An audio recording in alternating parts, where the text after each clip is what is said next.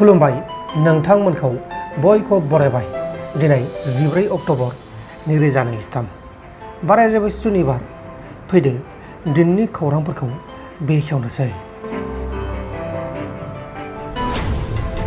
आसामनि गुबुन गुबुन जिल्लाफोराव गुलि गावनाय जाथाय जागासिनो दङ। बेबायदिनो आसामनि गुवाहाटी नोगोरमानि सिङाव थानाय खानापारानि खयनाथरा ओनसोलावबो सोरबा सिनेमानि सुबुङा फायारिं खालामनायाव सासे सेंग्राया गुलि नांजानानै जिउ गोमादों। गिबियावनो बे सेंग्राया थैयाखैमोन, उनाव बेखौ हस्पिटालाव लांनानै फाहामथाय होनो नागिरनाय समावसो सेंग्राया थैदों। थैनाय सेंग्राया बाइक सालायनानै थांगासिनो दंमोन। बे समावनो सानै दुथांफोरा स्कुटिजों फैनानै उन फल' खालामबाय थानायनि उनाव गुलि गावनायाव बे जाथाया जादों आरो खारखोमा लांदों। थैनाय सेंग्रानि मुङा जाबाय अन्जन नाथ, गुवाहाटी नोगोरमानि सिङाव थानाय लटाकाटानि थागिबि। नाथाय अन्जन नाथखौ सोर मानि जाहोनाव मानि थाखाय गावथारखो बेखौ दासिमाव रोखा मिथिनो मोनथ'नाय जायाखै। दा बे जाथायनि सायाव गुवाहाटी पुलिसा गावसोरनि खामानिखौ मावगासिनो दङ आरो दायनिगिरिफोरखौ थाबैनो एरेस्ट खालामनानै आयेननि बायदि साजा होनानै रादाय होनाय जादों। नगाव जिल्लानि सिङाव थानाय आनन्दराम ढेकियाल फुकान कलेजनि सासे फरायसुलिया दौलें लानानै गावनि बेसेन गोसा जिउखौ गावनो फोजोबदों। थैनाय सिख्लानि मुङा जाबाय मारजान बेगम। मारजान बेगमा थांनाय साननैसो सान सिगांनिफ्रायनो देहाया गाज्रि जादोंमोन आरो बियो देहा गाज्रि जानायनि जाहोनाव डक्टरनावबो चेकआप खालामदोंमोन आरो डक्टरनिफ्राय न' फारसे फैफिननायनि उनाव बे जाथायखौ खालामदों। नाथाय बियो मानो खालामखो बेखौ दासिमाव गुमुर मोनथ'नाय जायाखै। बिहाराव Delhi Kamakhya north east express ट्रेननि जाब्रबथाय जानानै थैनाय साब्रै सुबुंनि गेजेराव आसामनि सानै बिमा फिसाजोबो दंमोन। थैनाय सानै बिमा आरो फिसाजोनि मुङा जाबाय उषा बान्दारी आरो आकृति। बे जाथायाव उषा बान्दारीनि फिसायाबो दंमोन, नाथाय बिनि फिसाया जोखोमल' जादों। बे समाव बिनि फिसायखौ फाहामसालियाव फाहामथायगासिनो दङ आरो बिसोरो सौदिया फारसे थांगासिनो दंमोन बा सौदियाव फैगौमोन। बे समावनो बे जाथाया जादों आरो लोगोसे थैनाय न'खरनो न'खरसेयाव 10 लाख रांखौ फोसावनाय जाबाय सोरखारा। त्रिपुरा पुलिसा आसामनि सासे सुबुंखौ थांनाय 8 अक्ट'बराव किडनेप खालामनानै त्रिपुरायाव लांजानाय सुबुंखौ रैखा खालामनायजों लोगोसे जाथायाव लोब्बा थानाय सानै दायनिगिरिफोरखौ बा किडनेपारफोरखौ एरेस्ट खालामनो हादों। लांखार जानायनि मुङा जाबाय जिलाल आहमेद आरो बेयो जाबाय आसामनि बाजार इसारानि थागिबि आरो लांखारग्राफोरनि मुङा जाबाय मोहम्मद मायरुल आसामनि थागिबि आरो जाहिर हुसैन चौधुरी त्रिपुरानि थागिबि। दा बिसोरखौ एरेस्ट खालामनानै आयेननि बायदि एबा जोबथेसालिनि साजा होनाय जासिगोन। एकदम बिदिफोरा दिनैसिमबो जोङो रायजो जानायनि खिथेराव बोराय बुरै माखासे थैलांबाय, जोंबो थैनो एसे बावला, होमबाबो दिनैसिमबो जोंहा गामियाव खुनु सरकारा जोंखौ माने नायसननो फैयाखै। फैब्लाबो बिदिनो खारं फैसं गथ'बार साफायना लाङो, जायाखै दिनैसिमबो। फिन जोङो निउसआव माने रायजोफ्रा नुथों होननानै हरनाय जादों, जाहाथे सरकारा एसे नायसननानै जोंखौ अननायनि गेजेरजों दानि बे सोलिबाय थानाय सरकारा जाहाथे जोंनि बे गामिखौ अननायनि गेजेरजों दालांखौ होयो, जों बेखौ फिन बुंहरनाय जाबाय आरो। दा रायजोफ्रा बयबो आसा खालामगासिनो दङ, नैबे दालांनि थाखाय बिराद उसुबिदा जानानै दङ। दा बेहाय बिथांमोनाबो नायफैदोंमोन खेबनै खेबथाम, होमब्लाबो खिन्थु नायसननाय जायाखै दिनैसिमबो। जों माने बहुद दुखु खस्थ' दङ। निदानफोर जाब्ला जोंहा बिराद थब्लिब जायो बेमार आजार लांनो थाखाय। बे दालां दै मोनसेनि थाखायनो दा बिराद उसुबिदा गोलैना दं आरोखि। जाहाथे सरकारा नायसनथों होननानै जोङो माने निउस लाइभआव होनाय जाबाय।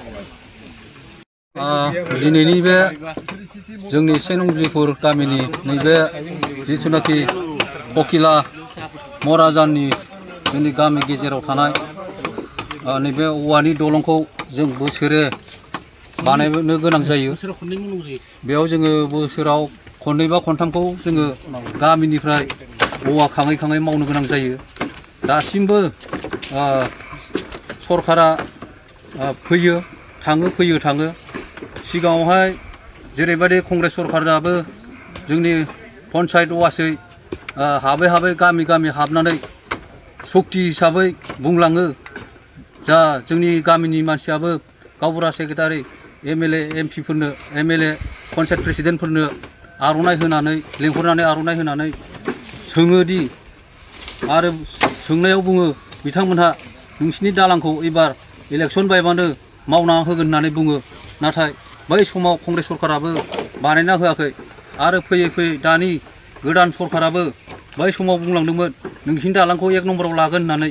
नाथाय दासिमबो दिनैनि थारिखआवबो माने बेफोर दालांनि बेबस्थाखौ लायाखै आं बिनिखायनो खावलायदों जाहाथे दा सोलिबाय थानाय सरकारानो बा जोंनि एरियानि पन्सायत प्रेसिडेन्ट बिथांमोनहानो थाबैनो नैबेखौ जोंनि MLA सारजों रायलायनानै जाहाथे बेफोर खामानिखौ मावो आं बेखौनो आं गामिनि जानानै खावलायनाय थाबाय।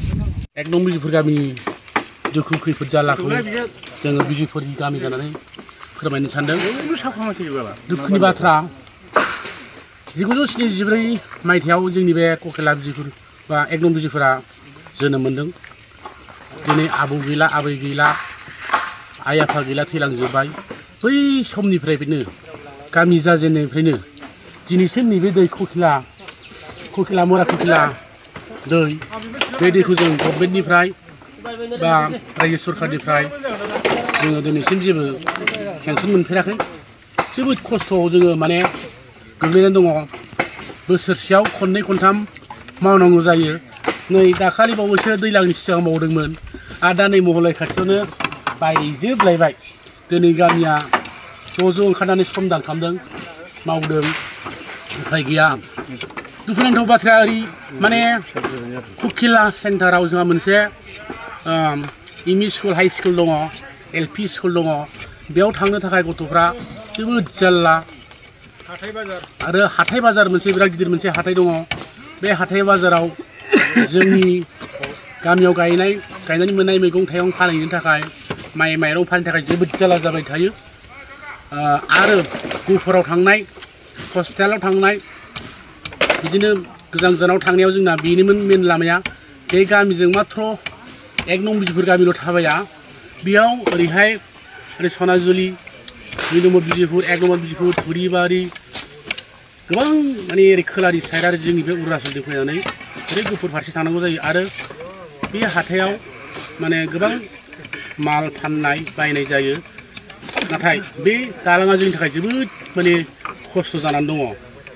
दिनै गोबां सरकार बारलांबाय। गोबां सरकार बारलांसेयावबो नाथाय दिनै बे 1 नं बिजिफोर गामिनि दालांखौ दासिमबो नायस'नाखै। बानायगोन होननानै बुङो खोथा होयो नाथाय दिनैसिम जेबो गैया। जोङो दा जोबोद खैफोदावनो गोलैनानै दङ। नै दा बावैसो दिनैसिम आबै सेन्टाराव सासे बर' आइजोआ गावनि साइकेलखौ लाखिनानै दोनथ'नाय समावनो साइकेलखौ सानै सिखाव लाना खारलांदोंमोन। उनाव रायजोफोरा होसो 3 किल'मिटारसो गोजानाव सानैबो सिखावखौ हमनो हादों। हमजानाय सानै सिखावफोरनि मुङा जाबाय नबुल बिश्वास आरो लसन दैमारि। नोंथांमोन दिनैनि खौरांफोरा बेखिनिल'मोन। बेखिनिसिम नायनायनि थाखाय नोंथांमोननिसिम रोजा रोजा साबायखर। गोजोन्थों। एसेनोसै। जय बर' हारिनि।